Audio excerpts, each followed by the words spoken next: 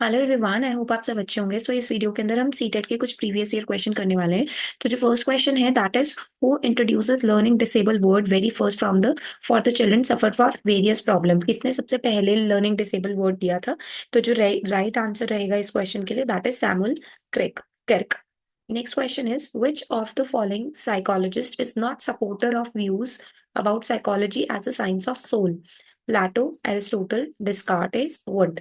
सो इसका correct answer रहेगा Wundt. In which branch of the psychology there is a scope of study of telepathy rebirth? कौन सी branch में telepathy जैसी चीजों, रीबर्थ जैसी चीजों के बारे में बताया गया? फिजियोलॉजिकल, साइकोलॉजिकल, क्लिनिकल साइकोलॉजिकल या पैरासाइकोलॉजिकल? तो parapsychology is the correct answer. Next question is according to Jean Piaget, in which stage child is able to understand hypothesis and getting thinking ability? जब उसकी thinking ability क्या हो जाती है, develop हो जाती है। सो जो इसका बेस्ट आंसर रहेगा that is 11 to 15 year of age. Next question is which of the following psychology studies about man thinking, memory, language, perception? इनमें से कौन सा है जो कि मैन की थिंकिंग, मेमोरी, लैंग्वेज और परसेप्शन को बताता है? ह्यूमनिस्टिक, कॉग्निटिव, एबनॉर्मल या फिर क्लिनिकल साइकोलॉजी? सो इसके अंदर मैन की थिंकिंग की बात हो रही है तो clinical psychology is the correct answer. Next is which of the following is not the type of personality by Kretschmer? उसके अकॉर्डिंगली, क्रेचमर के अकॉर्डिंगली पर्सनालिटी नहीं है। एथलेटिक, एस्थेनिक, पाइथनिक और एथलेटिक, ये तीनों है। एस्थेटिक पर्सनालिटी उसने नहीं बताई थी। Next question we have is कौन सी ऐसी एज ग्रुप है जिसके अंदर moral development stage heteronomy reciprocity Jean पियाजे ने दी थी? 0 to 5 years, 13 to 18, 5 to 8 years, 11 to 13 years। तो इसका जो बेस्ट आंसर रहेगा आपका that is 5 to 8 years। Which of the following is not the characteristics of learning disable children? जो बच्चा लर्निंग डिसेबल होगा उसमें ये नहीं होगा। Perceptual effectiveness, emotional instability, disorder of attention और इम्पल्सिविटी। सो उस बच्चे में परसेप्चुअल इफेक्टिवनेस नहीं होगी। Next is what is the IQ of mental retarded child which is severe mental retarded?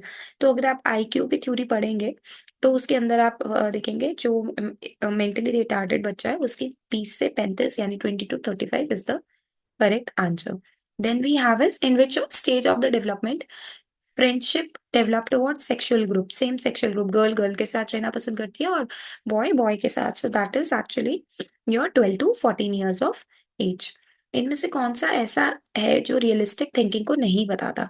Convergent, creative, evaluative, autistic? Autistic thinking नहीं होगा और ये जनरली ऑटिज्म चाइल्ड में होगा, सो ये रॉन्ग हो जाएगा। Then next question we have is out of the following which psychology was not the supporter of human psychology? Freud, Rogers, Maslow या फिर ऑर्थर कॉम्स? तो अगर आपने पढ़ा है तो जो फ्रूड था वो ह्यूमन साइकोलॉजी में नहीं उसने थ्योरी दी थी, उसने सेक्सुअल थ्योरी दी थी, सेक्सुअल साइकोलॉजी पे थ्योरी दी थी, right? Who was the propounder of structuralism? Structuralism के प्रोपाउंडर कौन थे? सो अगर हम बात करें स्ट्रक्चरलिज्म के थे विलियम, सब में सेम है, विलियम वुंट थे। Next we have is which of the following component is not related with the motivation cycle? Motivation के लिए नीड भी होनी चाहिए, ड्राइव भी होनी चाहिए बच्चे के अंदर उस काम को करने की, ठीक है, और इमोशन भी होना चाहिए, पर इंसेंटिव नहीं होना चाहिए कि इंसेंटिव के चक्कर में वो ये काम कर रहा है, right? Then we have is not related to the motivation cycle, यहाँ पर इमोशन भी होनी चाहिए, इंसेंटिव नहीं होना चाहिए, राइट?